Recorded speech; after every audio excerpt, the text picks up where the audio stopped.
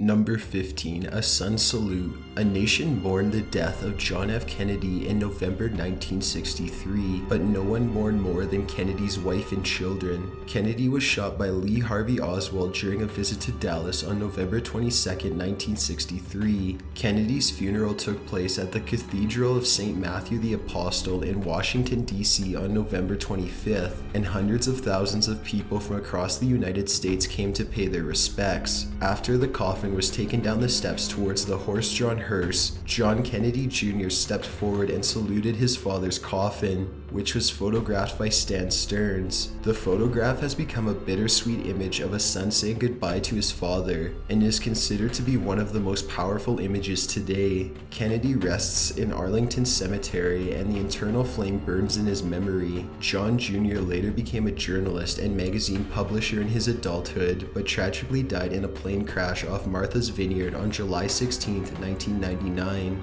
Number 14. Ruby Bridges' first day of school. Segregation in public schools in the South began to desegregate during the 1960s, but problems still occurred and resulted in drastic measures in order to enforce integration. Ruby Bridges was 6 years old when she became the first African American student to attend William Franz Elementary School in New Orleans. On her first day, parents took their children home upon seeing Bridges, and teachers refused to teach if Bridges was brought into their classroom. A few days later, after the protests were dying down, a woman threatened to poison Bridges, which led to federal intervention. President Dwight Eisenhower authorized the U.S. Marshals to escort Bridges to and from school, as well as attend her classes to ensure her safety. A photographer took pictures of Bridges leaving the school one day with her escort, which shows today the absurdity of the mindset surrounding segregation and racism in Southern politics during the mid-20th century. The idea anyone would want to harm a child is both strange and disgusting. Since Bridges did nothing except be granted the ability to be educated,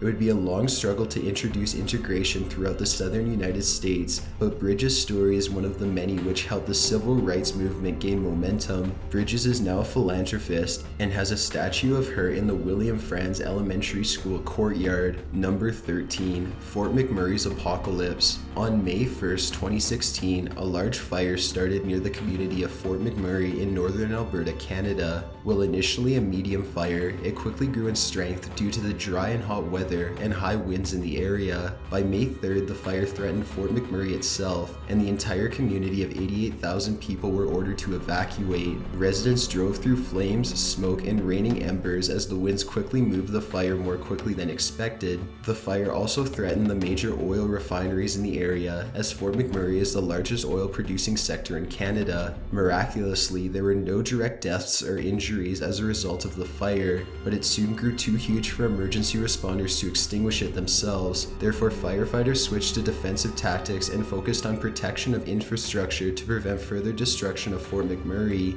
This photo was taken of a Royal Canadian Mounted Police officer as she inspected one of the destroyed neighborhoods, appearing almost apocalyptic. A total of 2,400 homes and buildings were destroyed, and the fire burned around 248,000 hectares, which is greater than the size of Alberta's largest city of Calgary, and nearly half the size of Toronto. On a positive note, the fire resulted in one of the largest amounts of humanitarian aid from citizens in Canada's history, with $86 million in donations made to the Red Cross during the first 10 days of the disaster. If you would like to donate, a link will be in the description below. Number 12. Pope John Paul II and Mehmet Akka. Forgiveness is something that isn't always easy to achieve, but is also said to bring the final closure between two opposing sides. On May 13, 1981, Pope John Paul II was in the middle of a procession in front of St. Peter's Basilica in the Vatican City when Mehmet Akka pulled a pistol and shot the Pope 4 times. Though critically wounded,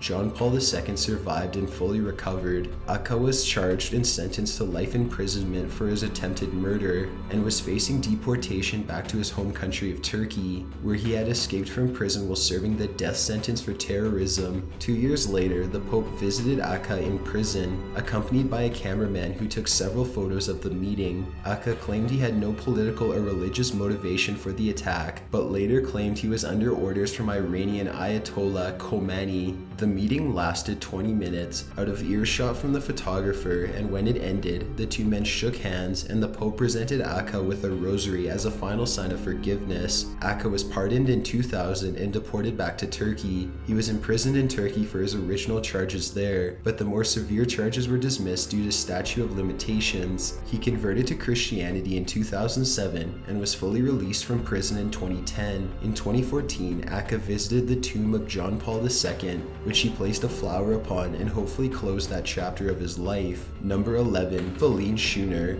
At first, this photo appears to be a typical graduation photo, but the story behind the person in the image is what makes it truly powerful. Pictured is Feline Schooner, a student at Columbine High School where Dylan Klebold and Eric Harris coldly killed 12 students and one teacher on April 20th, 1999. Schooner was one of the many located in the library where the worst of the massacre took place. She took cover beneath a desk with Lauren Townsend, Lisa Kreutz, Diowa Perez, and Gianna Park. Klebold shot under their table several times, injuring Schooner and Kreutz, while killing Townsend. Schooner was shot a total of 9 times, but survived and was rushed to a nearby hospital after she managed to flee the library. She spent a week in the hospital recovering from her wounds to her arms, legs, and abdomen. Almost a month after the shooting, Schooner was able to walk across the floor, diploma in hand, and her fist raised in triumph, having survived a traumatic ordeal. The photo was part of a series by Rocky Mountain Press covering the shootings and its aftermath, which won the Pulitzer Prize for Feature News Photography in 2000. Schooner now works in social services and AIDS, dealing with traumatic experiences. Number 10. Into the Jaws of Death. Operation Overlord, better known as D-Day, was the massive Allied invasion of Normandy in 1944. The campaign is considered to be the final turning point of the Second World War, which led to the ending in Europe. American troops landed on 2 sectors, Utah and Omaha. The British landed on 2, Sword and Gold, while Canadians took the beach at Juno sector.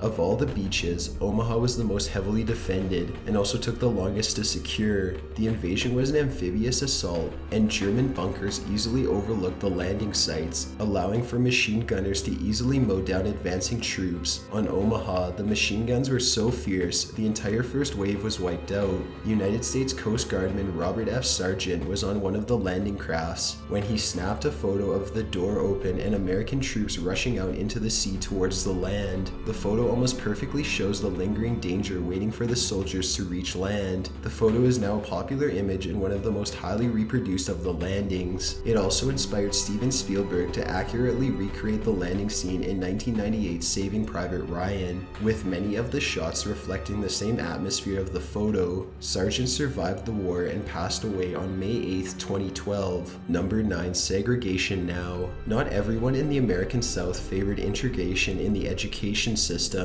many of whom argued it was against the state's rights. The most notable individual was Alabama Governor George Wallace. On June 11, 1963, John F. Kennedy was in the process of enforcing the historical Brown v.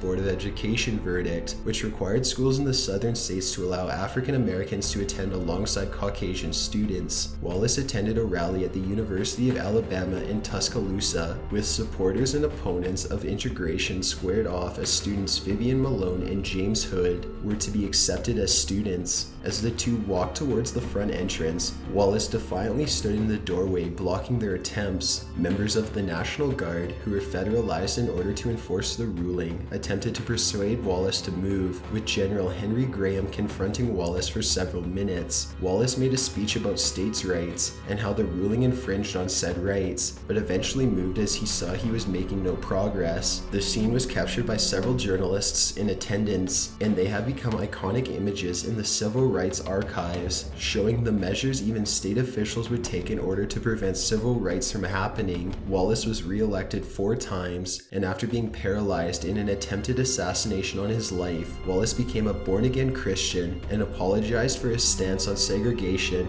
and managed to leave his past racist self behind. Number 8. The Leap to Freedom. During the Cold War, Germany was divided into a democratic West and communist Communist East, both respectively known as West Germany and East Germany. The current German capital of Berlin was also divided into East and West and was a hotbed of tension between NATO and the Warsaw Pact. After a surge in people fleeing to West Germany, the Soviet Union funded and built a wall dividing East and West Berlin. For the entire wall's existence, people desperately attempted to scale the wall in order to start a better life in the West. While many were successful, others were not so lucky and ended up either arrested or more often than not shot dead by East German border guards. However, the wish for a better life was not only felt by regular citizens. 19-year-old border guard Konrad Schumann guarded the wall during its construction in 1961. On August 15th, his resentment of oppressive rule came to a breaking point. While on duty, a West German police car drove by, and the driver appeared to sense his temptation. The driver stopped and witnesses shouted, "Come over." Schumann saw this as his chance and he ran across the border, jumped the barbed wire fence and into the police car, which drove away in a haste. A West German photographer captured several photos of the event, which had become some of the most iconic images of the Cold War. Sadly, Schumann suffered from depression in his later life and tragically committed suicide in 1998. Luckily, he lived long enough to see the fall of the Berlin Wall in 1989 and the subsequent reunification of Germany.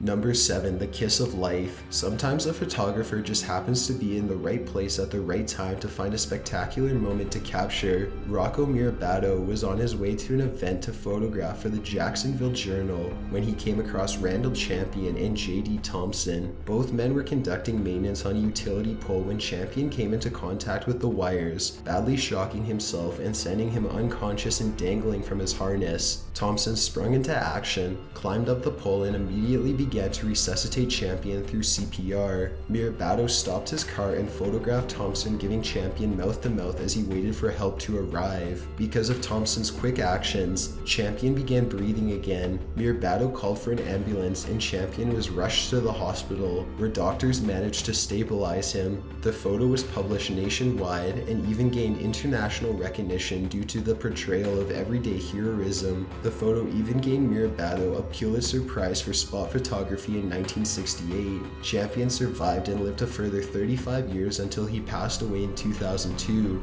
Mirabato passed away in 2009, and Thompson is still alive to this day. Number 6. The Tank Man. Arguably the most well-known modern photograph in existence, the photo was taken during the student protests in Tiananmen Square in 1989. Chinese students began demonstrating in Tiananmen Square in Beijing, calling for economic reforms and a crackdown on political corruption. Calls for freedom of the press and freedom of speech were also goals of the protesters, and at its peak there were tens of thousands of protesters in the square, with countless more sympathy protests sparking up around the world. On June 5th, leaders of the Communist Party began cracking down on the protests and sent in several divisions of the People's Army to suppress the demonstrations. A column of tanks made its way down the road towards Tiananmen Square as onlookers rushed away to avoid a confrontation. However, one man in a white shirt walked in the path of the tanks and stood his ground, even moving with the lead tank's attempts to move around him. The man was later arrested, and it is unknown what happened to him. People believe he either remains in prison or has died,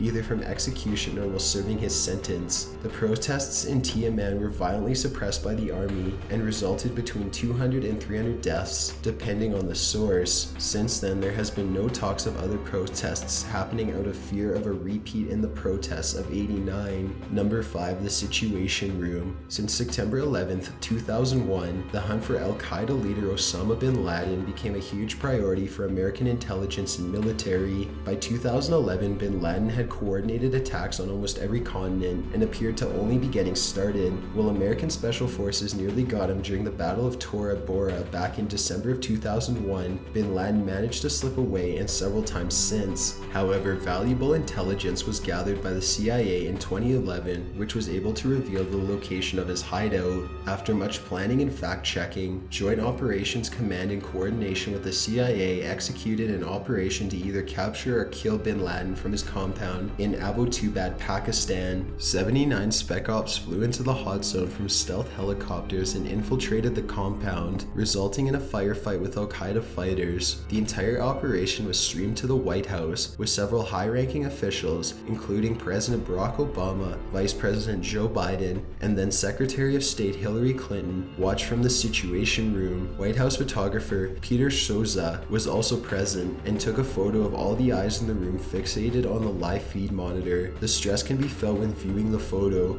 with all present on the day knowing how risky the operation was and what its outcome could mean. The operation was a complete success, and the JOC team killed bin Laden and was extracted without casualties. Later that day, Obama held a press conference and announced to the world bin Laden had been killed. Since that day, Al-Qaeda leadership had admitted their strength is falling, and experts believe it's only a matter of time before Al-Qaeda ceases to exist. Number 4. The Long Walk. The troubles in Northern Ireland reached its peak during the 1970s, and the decade saw the most violent incidents during the conflict. The era saw Bloody Sunday, Bloody Friday, and numerous other bombings and shootings. Many of those who died were civilians caught in the crossfire, leaving a haunting legacy on the region. In early 1970, a bomb threat was called into police, and the entirety of Manor Street and Old Park Road in Belfast was evacuated and quarantined. An explosives disposal technician of the British Army was geared with bomb protective armor and made the long walk towards the car which held the device. An onlooker took photos of the scene, and one photo sees the technician walking alone towards the van, with the words "Prepare to meet thy God" on a sign to the left. Truly haunting, the words appear to foreshadow a potential disaster in store for the long soldier, as he silently makes his way to dispose of the device. Thankfully, the bomb was successfully deactivated, and the technician made it back with no injuries. Unfortunately, not much else is known about the photo, or even the identity of the technician, but it has become a renowned representation of the dire situation Northern Ireland faced during the mid and later quarter of the 20th century, with three sides fighting against each other for different gains. While the conflict is mostly over, the pain and resentment still lingers today. Number 3, a 9/11 jumper. This is one of the most iconic and shocking photos taken during the September 11th attacks, taken by Richard Drew, a photographer for the Associated Press. When published in the New York Times, the caption read, "A person falls headfirst after jumping from the North Tower of the World Trade Center." It was a horrific sight that was repeated in the moments after the plane struck the towers. Sadly, this man was not the only jumper, and it's believed that over 200 people either jumped or fell to their deaths to escape the fire and smoke. This man is believed to be Jonathan Briley and was identified by his brother Timothy, though this was never officially confirmed. Briley was a 43-year-old audio technician working at Windows of the World. If it was indeed him, he may have accidentally fallen because he had asthma and may have panicked when smoke began filling the room. This photo remains a horrific reminder of the events that transpired that day. Number 2, the flag at Iwo Jima. The Pacific theater of the Second World War proved to be a hell for soldiers fighting in the jungles and on the sea. Iwo Jima is an island located halfway between the Marina Islands and the home islands of Japan. During the war, the island had an important airfield used by the Japanese Air Force to support and resupply the army. American forces landed on the island on February 19, 1945, and ignited a month-long battle to capture the volcanic island. An American flag was raised during the initial assault, but the Secretary of the Navy claimed ownership over it. This angered members of the Marine Corps, who had raised the flag, and a second one was ordered to be planted on the top of Mount Shirabaki. Sergeant Michael Strank, Corporal Harlan Block, PFC Franklin Solsey, PFC Ira Hayes, Navy Corpsman John Bradley, and PFC Rene Gagnon were tasked with raising the flag, and the moment was captured by photographer Joe Rosenthal. While the men thought nothing of it, the American public saw the photo as a sign of victory, and it became a sensation back home. Sousley, Stank, and Block tragically were killed during the course of the battle, while Hayes, Gagnon, and Bradley were sent home on a bond drive. While the men became celebrities at home, they struggled with their new fame due to their friends that had died in the battle. Hayes suffered severe post-traumatic stress and later died from alcohol poisoning. Gagnon passed away from a heart attack in 1979, and Bradley passed away of a heart attack in 1994. The story behind the flag raising was the subject of the Clint Eastwood film Flags of Our Fathers, and there is a Pacific War memorial in Washington, D.C. that replicates the photo. Number 1. The Destroyer of Worlds. Nuclear weapons have been a huge fear in the world, and the only time we've seen the weapons used in wartime were in the cities of Hiroshima and Nagasaki, Japan. The Imperial Japanese government and Emperor Hirohito were preparing for a defense of the home islands, while Allied forces were preparing for what seemed like an inevitable invasion, which was predicted to cost 1 million Allied dead. With numerous more Japanese military and civilian casualties, President Harry S. Truman opted to use the newly constructed atomic bombs that were made in the secret Manhattan Project. On August 6th, the Enola Gay took off from Tinlin Island and dropped the payload at around 8:15 a.m. The explosion leveled the city of Hiroshima, and in an instant the city was an inferno, and countless people were dead, injured, and even obliterated into nothing, leaving only shadows behind. 3 days later, the Boxcar dropped a second bomb on Nagasaki with the same effects as before. Both crews of the aircrafts took videos and photos of the resulting mushroom cloud, knowing very well the devastating effects of the bombs, while only guessing at the struggle of the people below. The photos have become a haunting reminder of the destruction such weapons can cause, and emphasize the notion of never again. Between 129,000 and 246 people died in the resulting firestorm and aftermath, which has become controversial since most of the dead were civilians, and leading many to label the bombings as an Allied war crime. Thanks for checking out this countdown. Be sure to subscribe as we upload new videos every week. It'd really mean a lot if you join the notification squad by clicking this gear button, checking this box, and then clicking save. See ya.